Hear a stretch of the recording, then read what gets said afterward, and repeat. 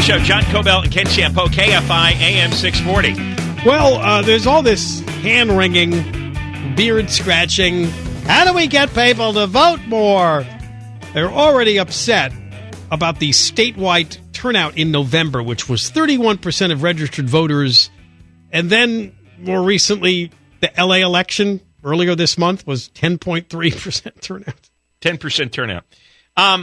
So people like State Senator Bob Hertzberg have believed they have to take action to get more people to vote. And we at the John and Ken Show say, Why? Why does it matter how many people vote? What's the issue here? Because it's their future and they need to be a part of it. But most people and it's not patriotic if you don't vote. Most people are stupid. All right? People died for your right to vote. Well, that was their choice. The vast majority of people are stupid. Maybe some of the people shouldn't. Me, if I was in charge, a lot of people wouldn't get to vote. The vast majority of people don't care. Then there's that. Most of them don't care. So if you're stupid and you're ignorant, you don't care, you're filled with apathy, why should you get anywhere near a voting booth?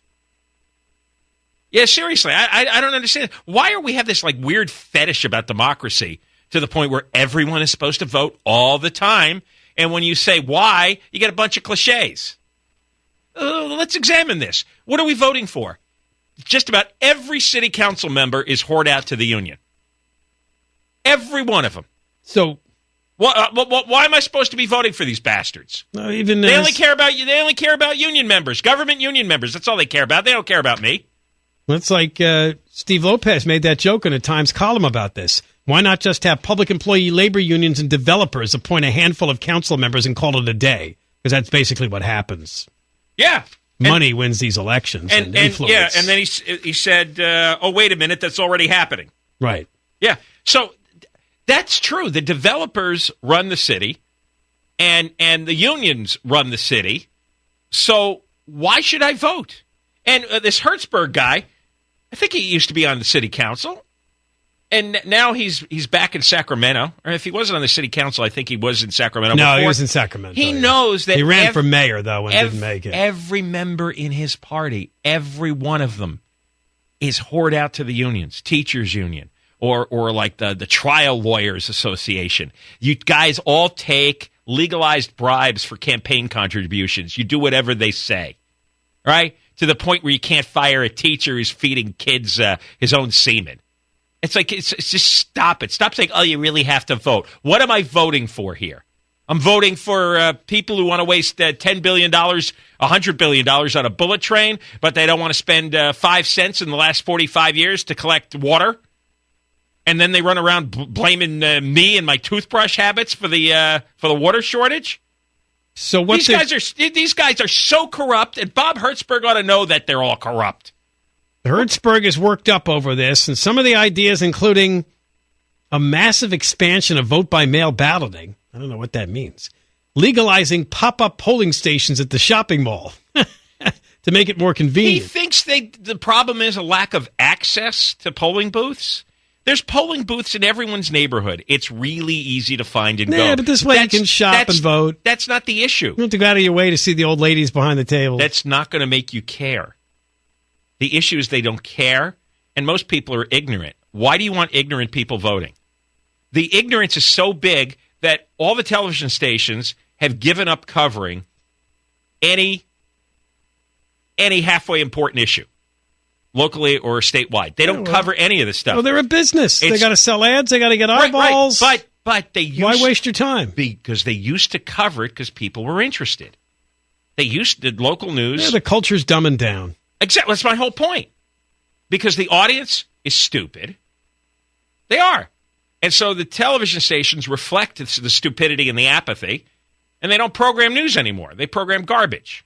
A lot of people aren't watching that anymore either. Right. So there's if you are interested, where do you get the information? There's next to nowhere to go. And if you try to give them the information, nobody's going to watch. And you'll just go get fired and go bankrupt. So it's done. Democracy's done in California. Democracy's over in Los Angeles. You're not bringing it back. It's like the headline I heard the other day until I heard the second part. Many people think that younger people today don't follow the news, but they do. In a survey just released, we found out that young people are following the news. They're finding it on Twitter and YouTube. And I'm like, what? That's their news sources? Yeah. I don't know how you get an educated understanding of an issue by reading 140 characters at a time. They're reading headlines. That's all they're doing. They're reading headlines. They're watching little snippets. And you know, and not to bag on younger people. Younger people have never cared about the news. No, it's always been all these and old, they don't vote. It's always been that way. All these old dinosaurs act like they were watching the nightly news when they were 19. No, they weren't. They were out drinking and trying to screw around like every 19-year-old. Nobody even watches the news even a little bit until you get married and you have kids and you buy a house. Now, seriously, that's when news starts to matter. Apparently, even Obama spoke about this today, basically saying it might be a good idea for mandatory voting. What are you going to do, arrest people if they don't vote? That'll never happen. He didn't commit to pushing a mandatory voting initiative at the federal level, but that's a cockamamie stupid Australia is one of 11 nations worldwide with mandatory voting. Stupid. If you fail to vote, you can be fined or even jailed for repeatedly not casting a ballot. I don't understand. You'll just have more votes for all these corrupt bastards. What does it matter if 80% of the public votes for a corrupt city council or 10% does? Well, it's Obama the same thinks guys. Obama thinks it would overcome the money, the campaign money that's spent if everybody voted. How? Well, because people are still going to listen to the bogus commercials. You'll just have larger numbers, but you'll have the same people in power. I've never seen a study that says you're going to get different people running or different people in power. Corrupt people run for office. Corrupt people want the power. You have to change who runs for office. And you're never going to get rid of the money. The Supreme Court has said, basically, unlimited money can be contributed to these campaigns.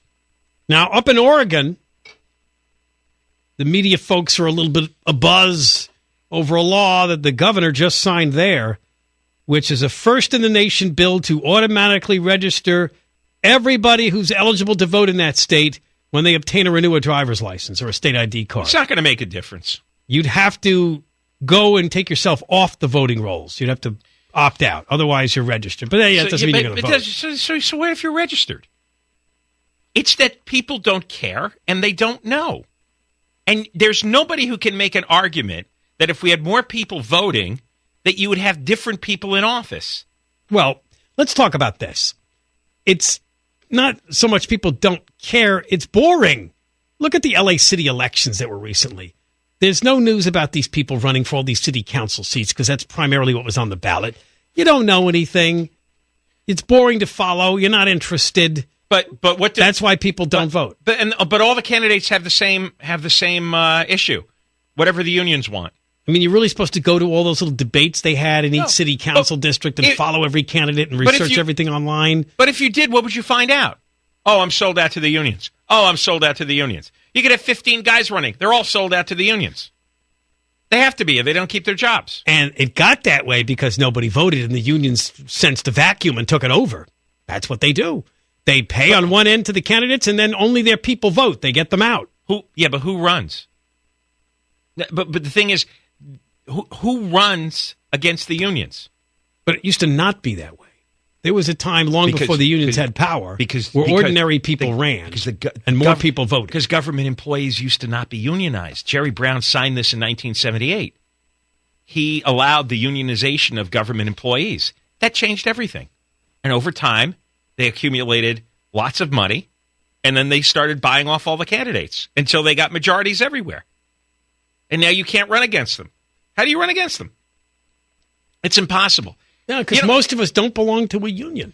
That's the theory. If 100% of everybody voted and we're all not union people, they wouldn't win. They control this small percentage that votes. When we were kids, we were fed a lot of propaganda.